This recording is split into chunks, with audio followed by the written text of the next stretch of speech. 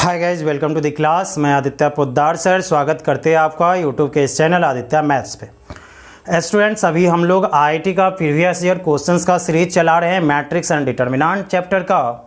उसी क्रम में अब हम लोग नेक्स्ट पार्ट लेकर के आए हैं ईयर 2005 का। अभी तक 2002, 2003, 2004 ईयर्स का हो चुका है और 2005 का ये क्वेश्चन है पहला। इसमें भी 3 क्वेश्चंस पूछा गया है। स्टूडेंट्स, प्रत्येक ईयर यही देखा गया है 2 या 3 मैट्रिक्स या डिटर्मिनेंट चैप्टर से 2 या 3 मैट्रिक्स एंड डिटर्मिनेंट चैप्टर से 2 या 3 क्वेश्चंस पूछा गया है प्रत्येक साल। ओके, तो जैसा कि तुम लोग देखे भी थे, पहला ईयर 2 था, फिर 3 था, फिर 3 चल रहा है और इसी तरह से कुछ भी आ सकता है, देखा जाएगा। तो अब यहाँ पे इस क्वेश्चन को देखोगे तो थोड़ा सा तुमको यहाँ पे बड़ा सा क्वेश्चन दिखेगा डिटर्मिनेंट में, क्योंकि देख ही रहे हो कितना बड़ा डिटर्मिनेंट है। लेकिन जो भी स्टूडेंट्स न्यू हो, प्लीज़ आप मेरे चैनल को सब्सक्राइब कर लीजिए और नोटिफिकेशन बेल को क्लिक कीजिए ताकि आपका नए वीडियो का नोटिफिकेशन मिलता रहे इस समय में, फ्यूचर पे। अब स्टूडेंट्स, ज़रा इस क्वेश्चन की बात करें हम लोग। अगर कह रहा है कि 2005 में पूछा गया है, if a square plus b square plus c square equal -2, ऐसा कोई वैल्यू देके वो रख दिया है और कह रहा है एफ एक्स इक्वल एक डिटर्मिनेंट, यानी एक डिटर्मिनेंट है।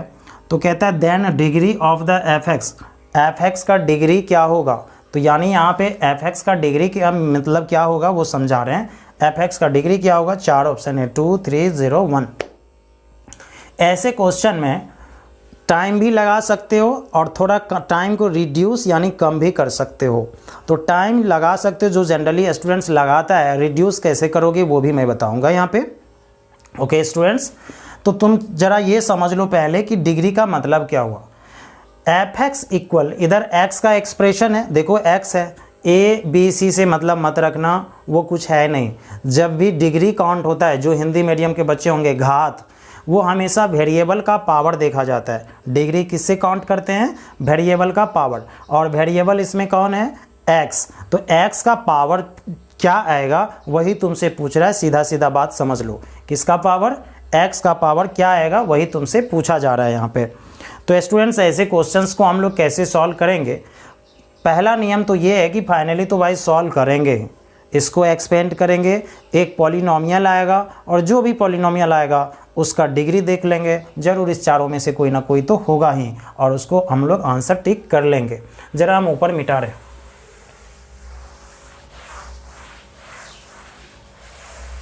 तो अब स्टूडेंट्स, अगर इस क्वेश्चन को बनाने चले तो पहला मेरा प्रायोरिटी होगा, प्राथमिकता होगा कि पहले इसको हम एक्सपेंड करें।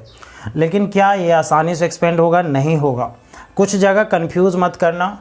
यहाँ पे 1 + a² × x है, यानी ब्रैकेट नहीं है, लेकिन यहाँ टोटल में x से मल्टीप्लाई है। ये सब कन्फ्यूजन नहीं होना चाहिए। अब हम क्या करते हैं, C1 पे सारे को ऐड करते हैं, क्योंकि सभी सेम ही दिख रहा है। 1 1 कुछ करके ऐसा हो जाएगा। ओके स्टूडेंट्स, तो यहाँ पे अगर हम लोग लिखें C1 पे C1 + C2 + C3, मतलब तीनों को ऐड कर रहे हैं, तो एफ एक्स इक्वल होगा। अब यहाँ पे सभी आदमी थोड़ा ध्यान देना, समय वेस्ट नहीं करना है। इससे अगर मल्टीप्लाई करोगे x × 1 x होगा, यहाँ भी x × x क्या होगा, x होगा। समझ रहे हो। और यहाँ पे तुम्हारे पास क्या है, 1 है, तो तुम्हारे पास क्या होगा, 1 प्लस, ये तो 1 हो गया, 1 + x x 2x और a² x b² x c² x। तो x कॉमन लेंगे तो a² + b² + c²,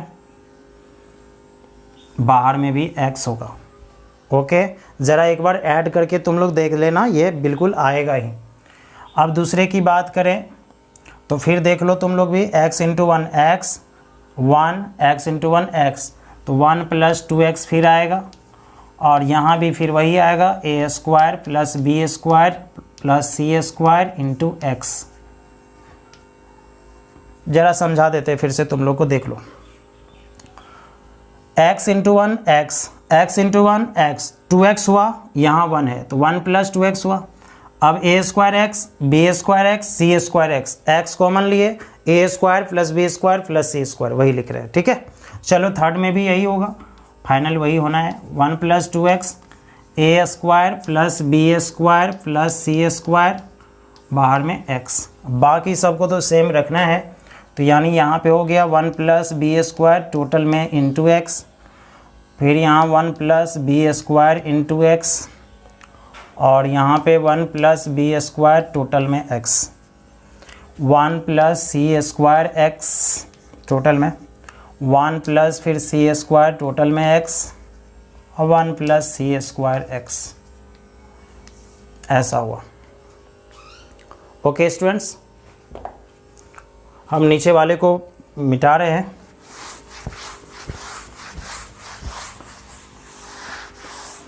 अब यहाँ पे एक इम्पोर्टेंट चीज़ तुम लोग को भी पता है, a square plus b square plus c square का वैल्यू कितना है, -2। वहाँ पे हम रख रहे हैं ताकि वो सवाल छोटा हो जाए।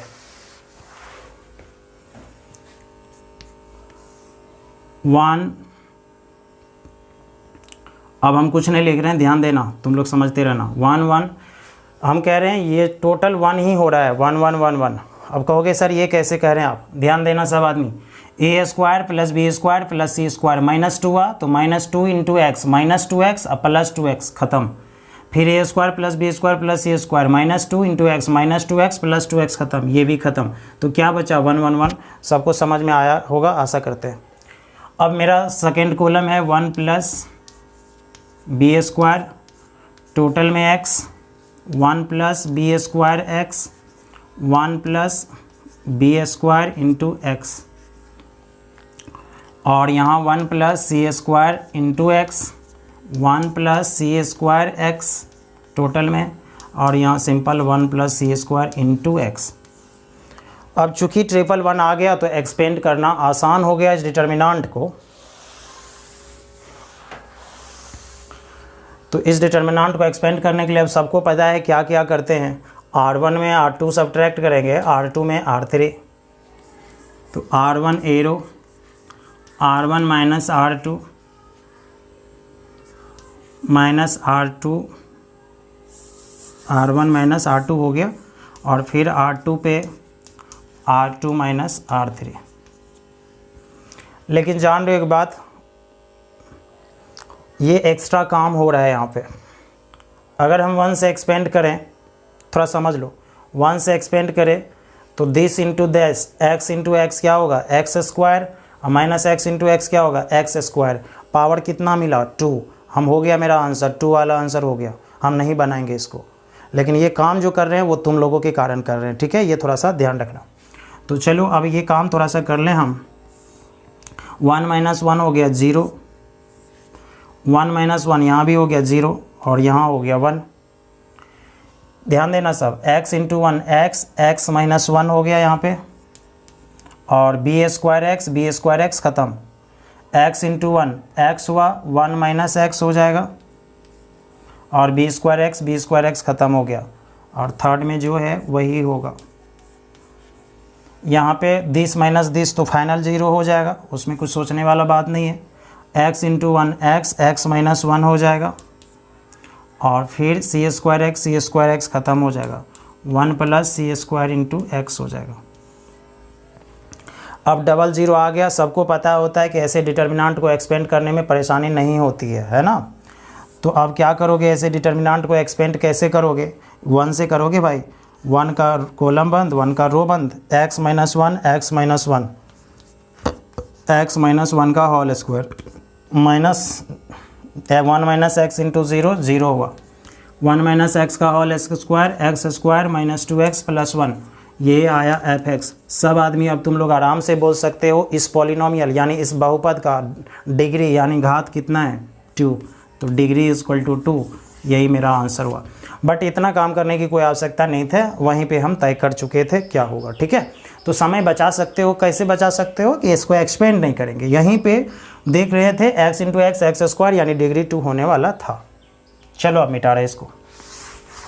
तो जब भी डिग्री पूछेगा तो फाइनली सोचना है कि उसको एक्सपेंड पहले करना है, उस पर ध्यान रखना है ज़्यादा। ओके स्टूडेंट्स,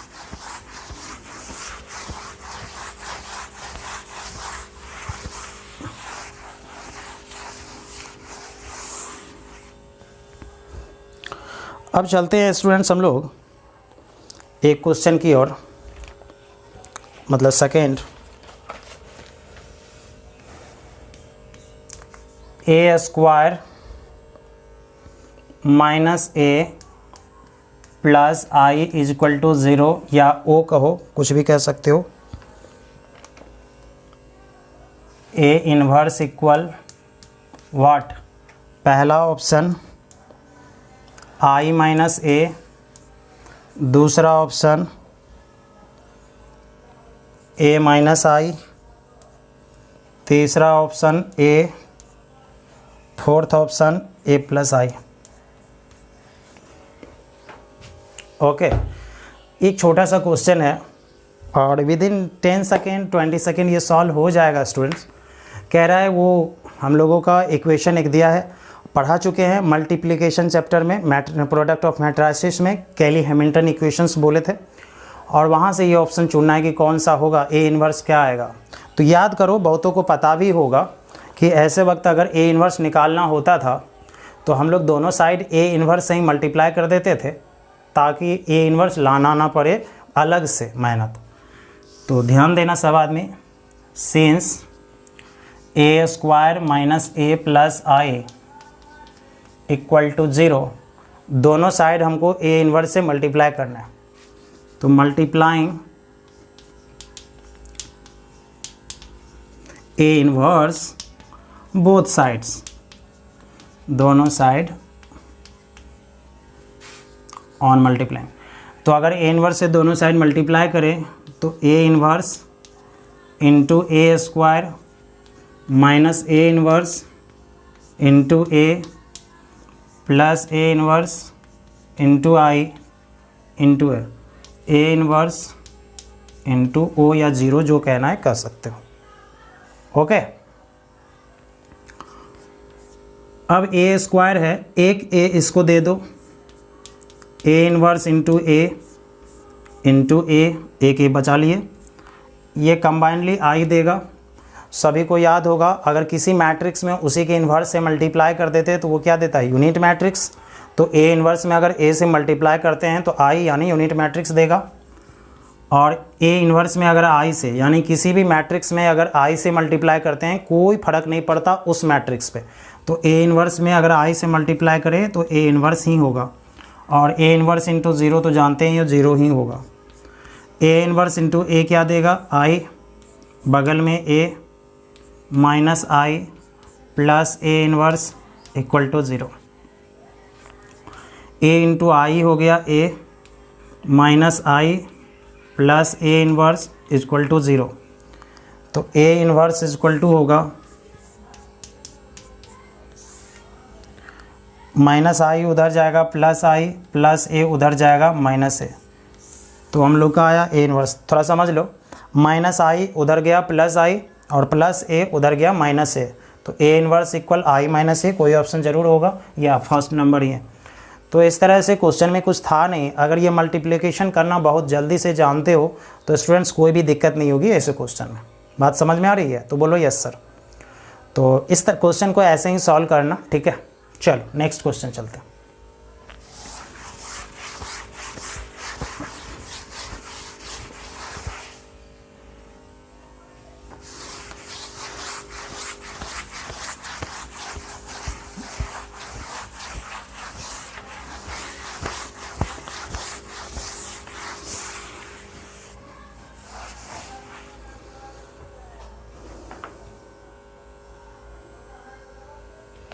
चलो नेक्स्ट क्वेश्चन लिखना, यानी third number.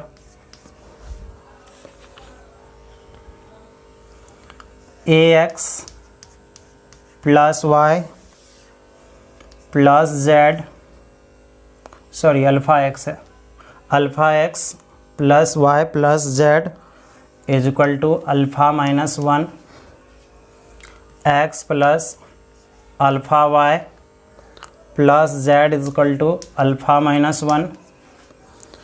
Third number x plus y plus alpha z equal alpha minus 1 has, if लगा लेना ऊपर, no solution if alpha is first option 1, second option not -2, third option -2 और 1 और D -2। Question का meaning सही से समझ लो क्या कह रहा है। ये 3 इक्वेशंस दिया है, क्रेमर्स रूल दिमाग में आ जाना चाहिए। 3 इक्वेशंस दिया है और बोल रहा है इसके पास नो सॉल्यूशन होता है। क्या होता है? No solution. तो भाई अल्फ़ा का वैल्यू क्या होगा, ज़रा इसका डिटेल में एक बार विचार करते हैं। स्टूडेंट्स, इससे पहले हम लोग 4 डिटर्मिनेंट लाया करते थे, डी, D1, D2, D3। यदि डी का वैल्यू 0 नहीं आता था तो उसको बोलते थे यूनिक सॉल्यूशन, उसका कोई बात ही नहीं हो रहा है यहाँ क्योंकि नो सॉल्यूशन। यदि उसी डी का वैल्यू 0 आता था तो इनफाइनाइट सॉल्यूशन भी होता था, नो सॉल्यूशन भी होता था या नहीं होता था? कहोगे यस सर होता था। तो यानी डी का वैल्यू क्या होता था? 0। तो अगर डी का वैल्यू 0 होता था तो ऐसी स्थिति में उसमें इनफाइनाइट सॉल्यूशन भी छुपा था, नो सॉल्यूशन भी छुपा था। तो हम पहले डी 0 कर देते हैं, हो सकता है वहाँ से बहुत कुछ सीखने को मिल जाए। तो चलो हम खाली पहले यहाँ पे डी का वैल्यू 0 पुट कर देते हैं। क्यों कर रहे हैं? क्योंकि इनफाइनाइट सॉल्यूशन या नो सॉल्यूशन में डी क्या होता है? 0। तो डी = 0। तो ज़रा बताओ डी है तुम्हारा कितना? अल्फ़ा 1 1 1 अल्फ़ा 1 1 1 अल्फ़ा और दिस = 0। ठीक है ना? अब ज़रा इसको एक्सपेंड भी तो करें तब तो समझ में आया कुछ। एक्सपेंड करना बहुत आसान, सब सेम है।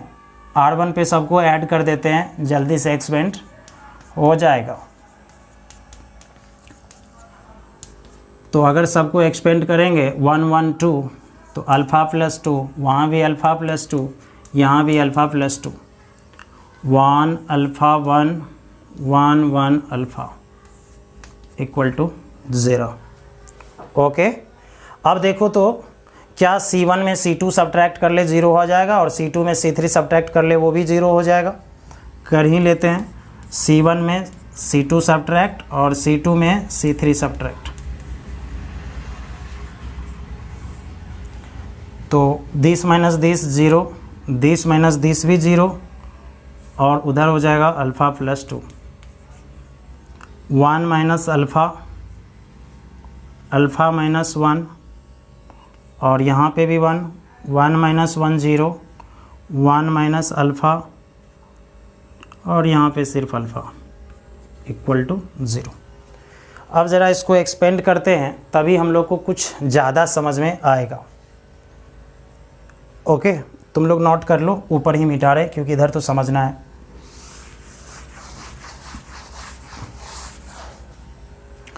अब स्टूडेंट्स अगर इसको एक्सपेंड करें तो किससे एक्सपेंड करोगे? दिस से।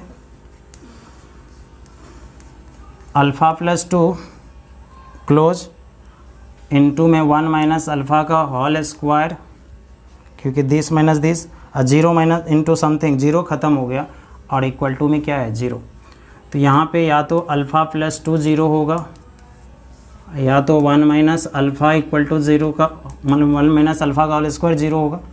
तो यहाँ से 1 माइनस अल्फ़ा स्क्वायर रूट हो जाएगा, 0 का रूट 0 होता है, अल्फ़ा 1 हो गया और यहाँ पे अल्फ़ा क्या हो गया? -2।